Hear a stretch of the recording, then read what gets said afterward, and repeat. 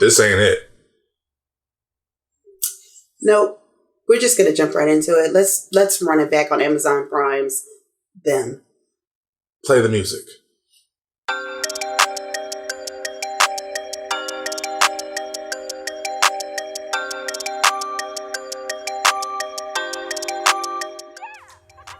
What's really good, guys? Your boy Spider-Man, aka D-Man. Your man, I'm sitting here with my sister, my day one. The one who holds it down for me, my co-host Daria. Say what's up, Daria. What's up, Daria? And thank you for joining us as we run it back on Them. Lena Waite's and Amazon Prime's Them. And, oh boy, we got some words. We definitely have some words. Yeah, this was a very, very disappointing story. Now, the thing is, we did do a trailer drop for it. I'm going to put the little link up there. Or there. It's here. That's too we're just gonna point like that. It's somewhere.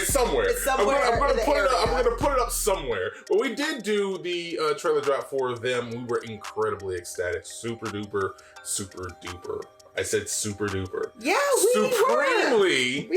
Supremely excited for this because since Jordan Peele, we're going to be seeing a lot more people who try to emulate his style of storytelling, and that's not a bad thing. No, because it's not. Transposing your identity, your point of views, your even sometimes your trauma onto particular mediums can actually open up the door to a lot more different stories and the like. Yes. And I absolutely am like, yes, we should do more of this. And when Them was initially announced, I was incredibly ecstatic for it because what we saw in the trailer was something more supernatural, taking place in the 1950s. Yeah.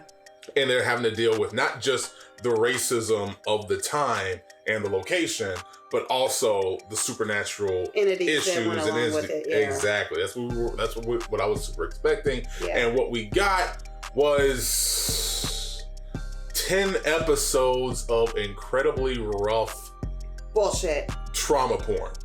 Let's call it what it was. This was trauma porn. But before we get into this, the whole story is centering around the Emerys. You have Lucky. I done said his name, Henry. You got Henry, Ruby, and Grace. Mm-hmm. And they're moving from the South, just following the Great Migration of Southern Black people to the Northeast. And the Northwest, because they are finding themselves in Compton. Yes.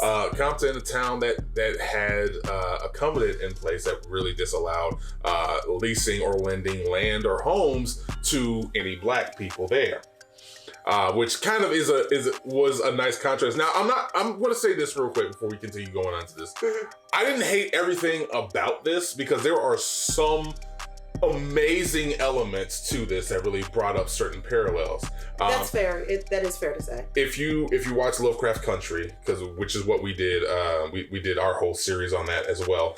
They had a few things where it was little nods and odds and ends where they really challenged your current understanding of how things were now, because they're uncovering the history of things back in the day. Now, when you think about Compton now, which is kind of weird because you have Compton, which is sort of treated like I'm not going to say a Black Mecca, but South Central LA, everybody knows Compton, and the fact that right now Compton's dealing with its own issues with gentrification, especially after I think the Lakers have moved to a stadium in that area, and now they're going to be saying another brand of white flight into that spot. Yeah. But it's kind of weird to think about Compton in today's terms having a covenant that did not allow Black people to live there. Yeah.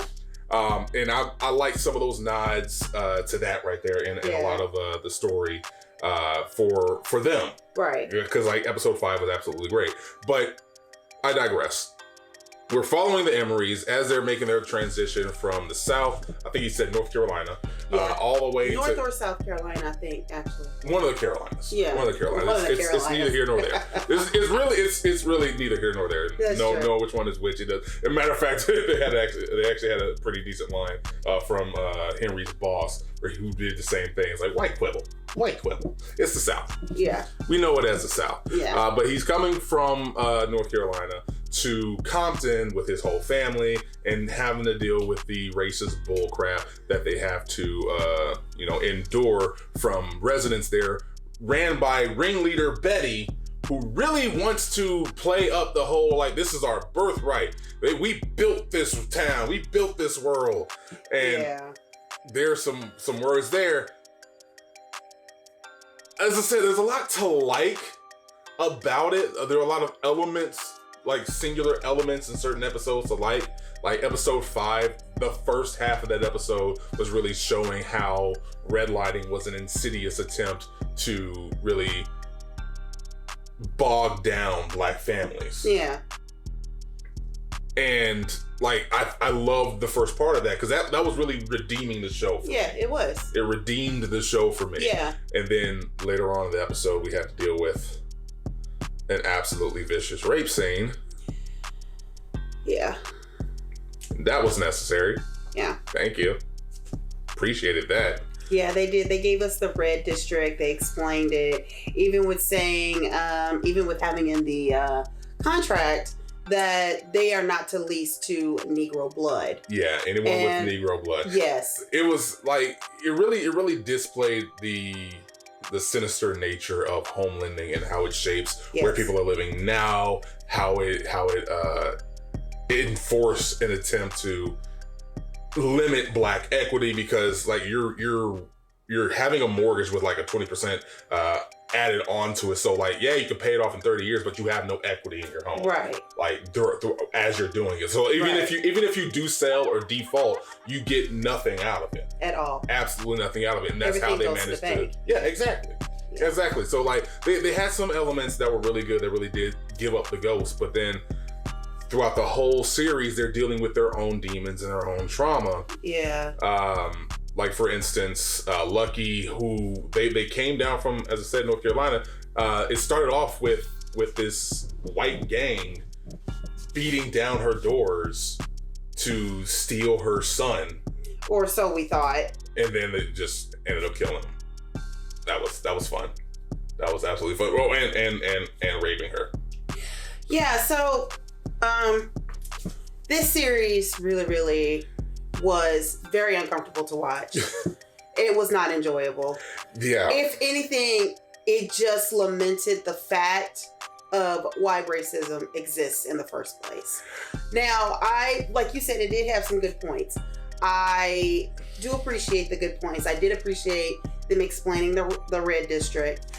I also appreciated that they... Red district. What is it? Red district? Red line? Red line. I'm sorry. Sorry. That was my bad. Red district, sorry.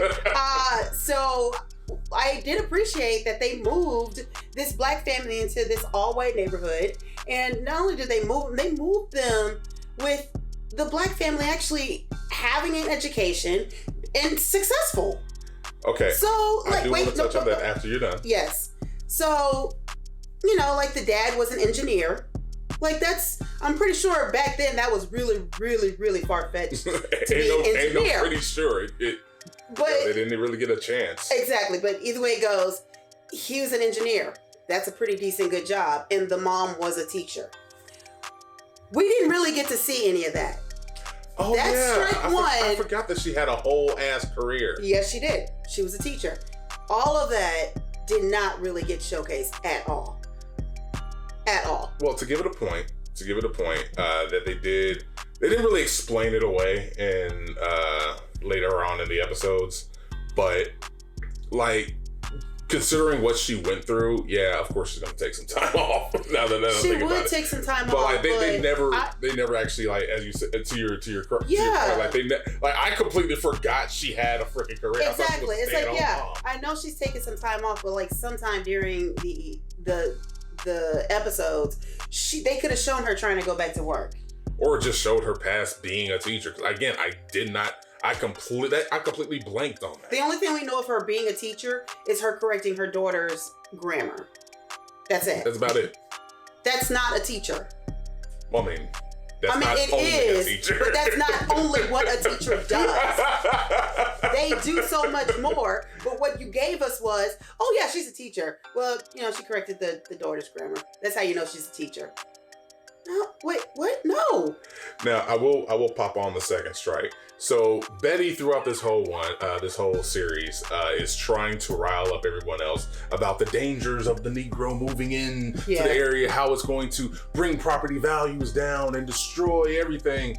And the whole time you're like, okay, I cannot wait for this chick to get a comeuppance. The whole time you're waiting, and it basically never seems to come. It doesn't. She's almost completely vindicated in her hatred through the way the story is being told. It's like every time she's like, they're going to be bringing trouble. And like episode 2, Lucky's running out with a gun in her hand and scaring off all the white folk. Yeah.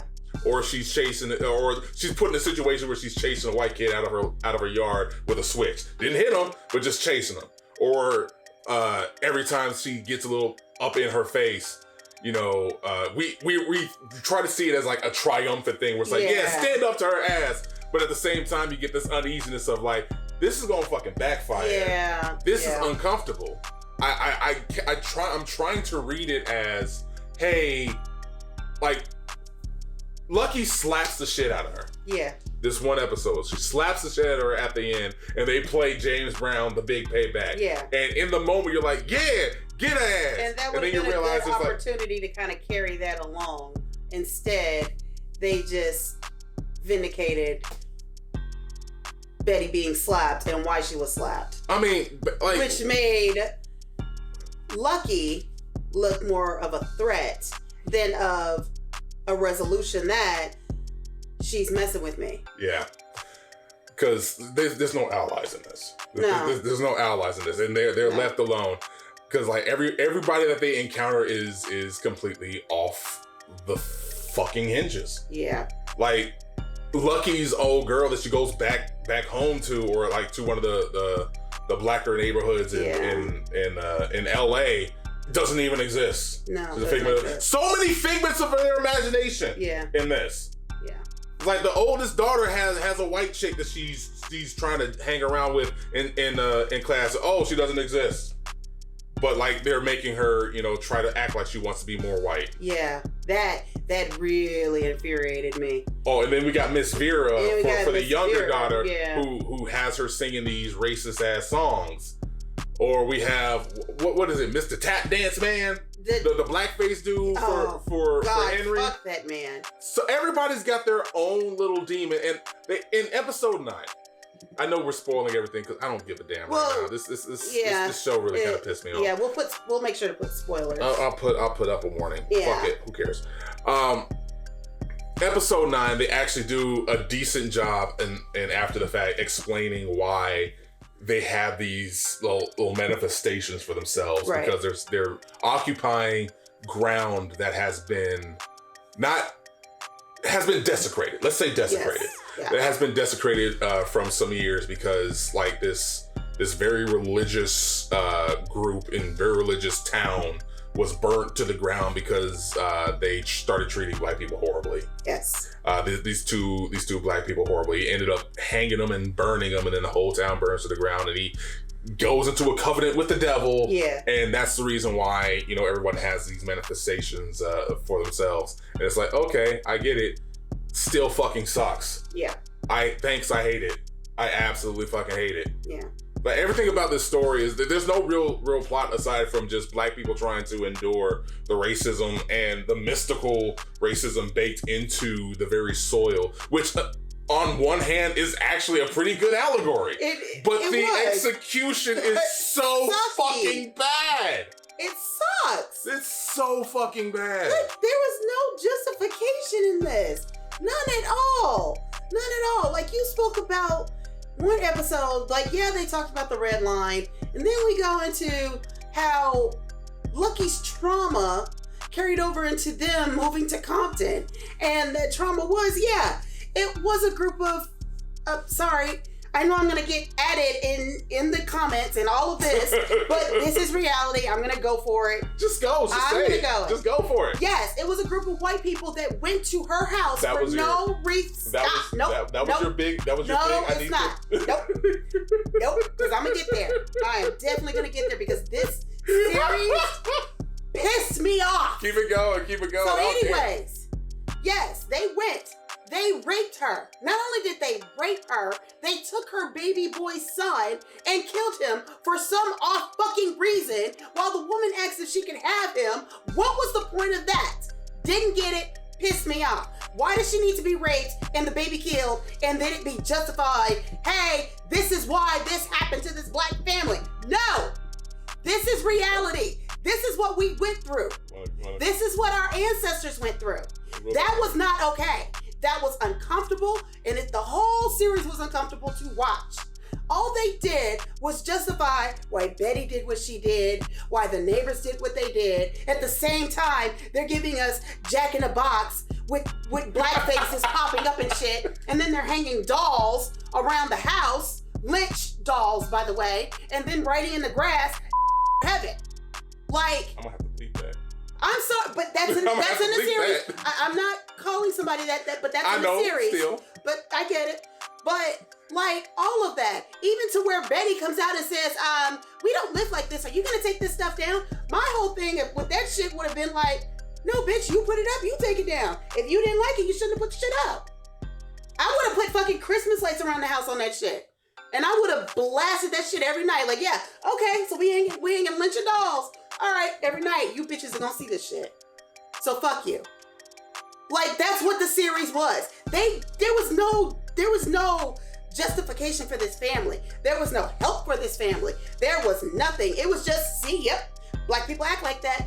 Black people do that. Yep, see, this is why.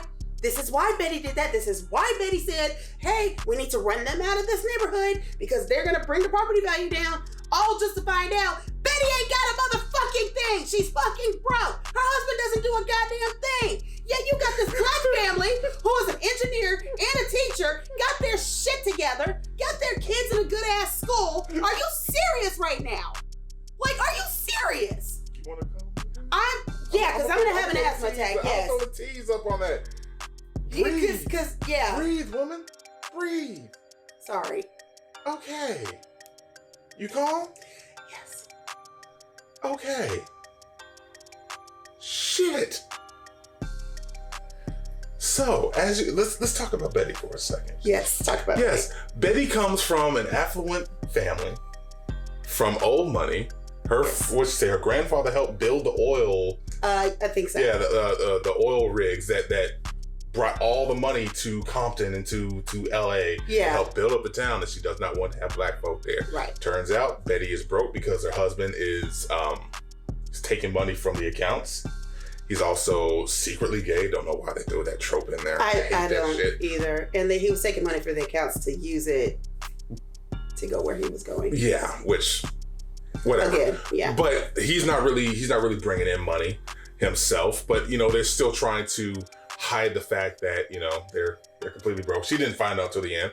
But yeah, to your point, that is a big part of it. Where yes, you have to be so exceptional, an engineer, teacher mother, kids incredibly bright, going to the best school just to get into the club. Whereas Betty, you ain't doing shit. Your husband barely got a job and barely holding it down, but you feel that this is your birthright because it's not something that you had to earn. Right. And again, a lot of these allegories and metaphors actually work out separately, but within the story, they're just like sprinkling good over a pile of shit. Yes. They're sprinkling some good elements over a pile of shit, which is what this show makes you feel. Yes. It makes you feel like shit.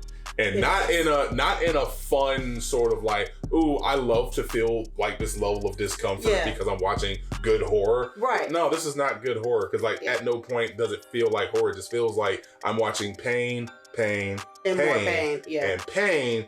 And oh, hey, there's an episode with some supernatural elements towards the end to explain why they're going through what they're going through. But like at this point, you're checked out.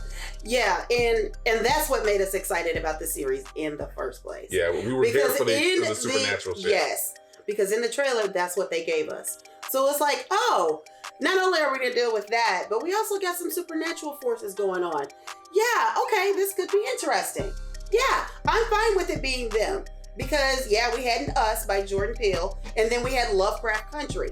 The difference is, Us had a point. Lovecraft Country had a point. yeah, we had racism. Yeah, we had supernatural entities. Yeah, things happened. Yeah, some things were explained. But at the same time, it was explained from both sides, not just one-sided and take it or leave it. That's what them gave us. Just that one side. Just That's what one it felt side. Like to you. Just one side. You know what? Honestly, I don't mind when you pull from trauma to make some of these stories. I don't mind that at all. Matter of fact, I encourage it because, like, you get, as I said, you get some amazing stories out of it in the process. Right. But there's a way to go about it with respect and reverence that this doesn't really show, because, like, again, what was it? Episode 7, they had just a straight up mock lynching. Yep. Episode 7. For no reason. It didn't advance the story. It was just pain for pain's sake. Yeah. And that's what a lot of this felt like. We're just watching a black family go through pain for pain's sake. And every time you're hoping for that one kernel of, okay, they can turn the tables. Yeah. Lovecraft Country did it, where they killed Christina. Yeah. And the whole covenant of white witches trying to steal from their essence. Right. That felt good at the end. Or in Get Out, when dude was escaped from the little under the house facility and killed everybody in the house to escape. You felt that catharsis. There was no catharsis in this. It was just pain after pain after pain. And then once it ended, it just ended. And that was it. You got nothing more. That was it. But I got nothing. I know we've been rambling for this because my thoughts have been all over the place, because I'm trying to give this as much grace as I can. And I try to find, and I agree. I tried to find any ground. Again, like I said, I appreciated that they made this family an affluent family with good careers. That's the point I want to talk about once you're done. With good careers. Yeah, they did a good job explaining the red line and how they did used to do black people, probably still do black people today. I mean, but yeah, they did a really good job of explaining that.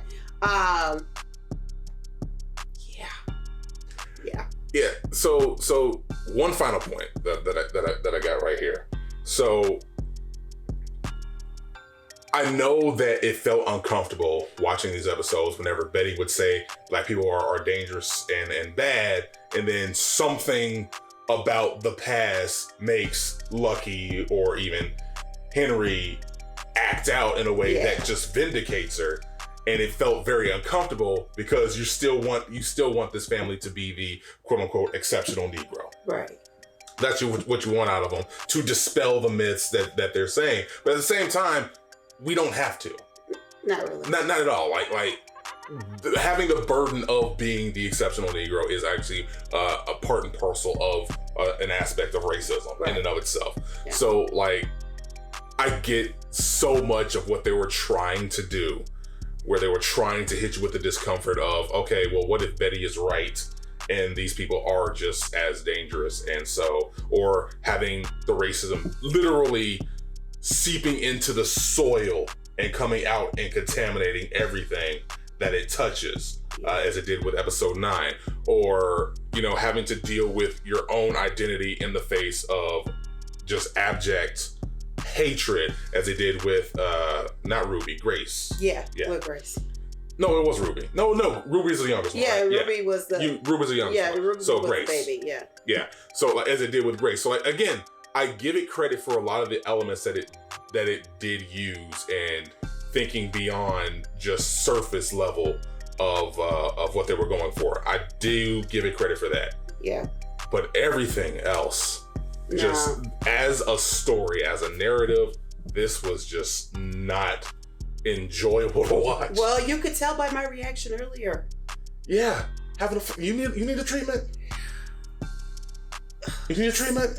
We probably could just go ahead and rate this, and then no, ain't no rating. Ain't no rating. Yeah, fuck it. I personally say if you really want to watch this, I'm not gonna stop you. No. But if you're asking for my opinion, don't watch this shit. No. There is so much good black media out there that you can watch that makes you feel good, or tells a decent story, or gives you some information, or is informative or transformative out there. And, go find that. Go watch Lovecraft Country again. Yeah, with all its flaws. At least go watch you can feel like the love in the way that it's crafting its narrative. This will leave you feeling fucking hollow. I felt more disgusted. I felt more embarrassed for being black. I felt more... Whoa. What you mean by that? Well, I'm saying how they made me look at it. Okay. And after watching it, it was like, okay. Especially when the oldest daughter went to school and put paint all over her, white paint. Went out into the crowd of a bonfire to do cheerleading. I felt embarrassed at that point. It's like, I guess my skin color just... That was super uncomfortable. That was super fucking uncomfortable. Super uncomfortable. And it definitely made me feel like I shouldn't be comfortable in my own skin. Yeah. And that's not the message I want. Yeah, and again, we get it. It's coming from, the demons completely or the devil understand. Or whatever coming from. And that's fine. But still, that was... Yeah, and that would... Okay, all of this would have made sense had they have given us still all the supernatural elements leading to those points. They did not. Yeah. They did not. We got no supernatural elements. All you got was them talking to their demons, and that's it. And you're just like, well, how did we get here? You recut this, and matter of fact, I think if you recut a lot of this, get rid of a lot of the torture porn, this could be a very good series, because then you could intersperse like all of episode 9 throughout the series to be like, oh, I got it. But instead of just like, hey, you have to go through 8 episodes of shit to get the reasoning behind it in episode 9. Right. And it still leaves you without a resolution in episode 10. I would even appreciate so the story basically could have been your movie. I know we said that we were going to stop. I know, but we keep going. I know. I'm sorry. But what I was going to say, like, this could have been a really good story had you moved this family into this all-white neighborhood in Compton, into a house that has a history of just being that supernatural, kind of like in Lovecraft Country. Okay. You could have used the basis of that. And then we could have got to, okay, I see why Ruby did what she did. I see why Lucky did what she did. Oh, the haunted house episode. Yeah. Well, it's a little bit harder to do it in LA just because, like, at the time, there really was no massive history because it's just getting built up. You didn't have to but you're right. You're right. Storyline. You don't have to have one. That's fine. You're right. That's fine. There's so many ways you could have went around this. Because you still could have had your racism, which did exist in LA. And then you have, like, hey, look, we got people, this house needs to be lived in. We need to move people in these houses. The last family that lived here, this and this and this happened. Oh, we done forgot to talk about the other black folk in this. It doesn't even matter. They had Princess Tiana cannibalizing her own kids and family. Yeah. And shit. Princess Tiana. How they gonna do our frog princess like that? How they gonna do her like that? I don't know. You know what? I'm done. Yeah. I don't recommend it. That's gonna be where I'm at. I don't recommend it. If you want to give it a shot, the only reason why we watched this because we wanted to, because one, we really wanted to see it when it got announced. Yeah, because they gave us supernatural bullshit with people coming through walls and shit. And we got none of that bullshit. None of that shit. And then 2, because we wanted to talk about it with y'all. But let us know what you thought about them if you watched it. I know that rambling review. Yeah, they're gonna come at me. That's fine, but that's just my opinion. Remind me to bleep that out. I can't believe it. I mean, I only said it as far as how it happened. I know. I didn't say it as far as calling somebody. I'm just saying, hey, this is what they did to this family and their house. I know, but still, we gotta keep our Creative Commons working, right? Let us know. Let us know what you thought about Amazon Prime's them down in the comments below. Because again, we do like to hear from you, our Kaiju faithful. You can also help support the channel by go ahead and liking any content that you do enjoy, subscribing to us, hit the little bell icon so you get notifications for every video that we make just for you. You can also head on over to patreon.com/HEELKAIJU updates on the site, the store, and the channel. You can even get some exclusive content once you become a patron, and even some exclusive merch codes, which I think on Monday we're going to be starting those right there. Yeah. Where can they use those merch codes, D? Head on over to HEELKAIJU.com/shop where you can get Kaiju merch. Get that merch. Wait, is this? Yeah, this is one of our merches too. Yeah. Kaiju merch. So you can join the Kaiju crew. I'm sorry, this review has us. The whole show has us in a bad mood. Yeah. It put us in a bad mood. Yeah. But anyway, thank you guys for joining us. Hope you're having a wonderful day out there, and we'll catch you the next time we run it back on the show. Deuces. Bye.